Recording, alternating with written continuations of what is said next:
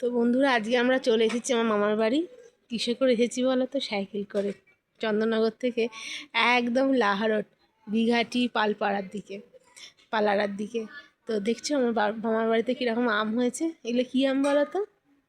এগুলো হচ্ছে চন্দ্রমল্লিকা না, এটা হচ্ছে তোমার শুধু মল্লিকা। চন্দ্রমল্লিকাতে ফুল হয়, এটা হচ্ছে শুধু মল্লিকা। আর আমগুলোর টেস্ট বা গন্ধ কিন্তু অসাধারণ। দেখেছো, হাত বাড়ালেই আম অসম্ভব সুন্দর, মানে কি বলবো, বলে বোঝাতে পারবো না। আর এই যে কলা গাছ সব হাড়ে কাটে কাটে লেবু হয়েছে। আর আমার দিদা কি করছে চলো দেখি। আমার দিদা, এই যে দিদা মুখ তোলো, এটা হচ্ছে আমার ডার্লিং। আমার ডার্লিং এখন কি করছে? ডার্লিং এখন ভাত রান্না করছে কাঠের জেলে রান্না কিন্তু একটা অসাধারণ টেস্ট হয় খাবারে, যে যাই বলুক না কেন। তো গ্যাস আছে, গ্যাস থাকলেও কাঠের জলে কাঠের জলে একটা রান্নার টেস্টই আলাদা, বলো দিদা? হ্যাঁ সেইটাই তো, ওইটাই ঠিক। কাঠের জালটা সত্যি অসাধারণ। এখানে এলেই না সত্যি মনে হয় সত্যি গ্রামে এলাম, একটা অন্যরকম ফিলিংস হয় যে। আর এখানে দেখেছো পেঁয়াজ কেমন বেঁধে রেখে দিয়েছে, যাতে না পচে। তারে কি রান্নার মেনু হচ্ছে দিদা?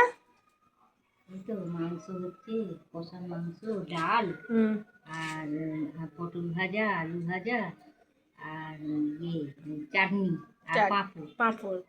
আর সকালে কি খাওয়া? সকালে ব্রেকফাস্টটা মিস হয়ে গেছে, ভিডিও করা হয়নি। সকালে কি খাওয়া যেন?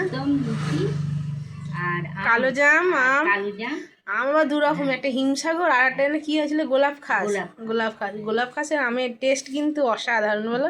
একটা আলাদা রকমই কি গন্ধ ছাড়ে না? তো আমরা খানিক্ষণ পর আবার যাবো আমরা একটু বাগানের দিকে। এই যে স্যার একটা জিনিস দেখাই চলো তোমাদেরকে, পুদিনা পাতা দেখাই। দেখো ছোট্ট বস্তাতে পুদিনা পাতা চাষ করেছে। না পুদিনা পাতা তো এগুলো, দেখো কি সুন্দর পুদিনা পাতা হয়েছে। গ্রামে সব জিনিসই একটা আলাদা রকম টেস্ট। দেখেছো আমগুলো? দেখো আমগুলো কত সুন্দর। আমার বর খেয়ে শুয়ে পড়েছে, এত খেয়েছে, খেয়ে শুয়ে পড়েছে। লুচি, আম, মিষ্টি এত খেয়েছে, খেয়ে শুয়ে পড়েছে। ওই যে আমার মামি এখন জ্বালাতন শুরু করে দিয়েছে সব। দেখেছো আমগুলোর সাইজ কি দারুণ বলো তো? তোমাদের সাথে দেখা হবে আবার পরের ভিডিও।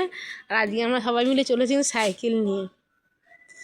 খুব ভালো লাগছিলো যখন সাইকেল নিয়ে আসছিলাম।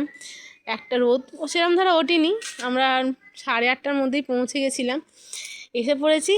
আর যত গ্রামের দিকে ঢুকছি ততক্ষণ একটা ফ্রেশ আর ঠান্ডা একটা হাওয়া লাগছিল, মানে কোনো কিছু মনেই হচ্ছিল না। তো চলো তোমাদের সাথে পরের ভিডিও দেখা হচ্ছে। এরপর আমরা যাবো বাগানে। তো বাগানে গিয়ে তোমাদের তারপর আমি আমাদের সঙ্গে সব ছবি শেয়ার করছি।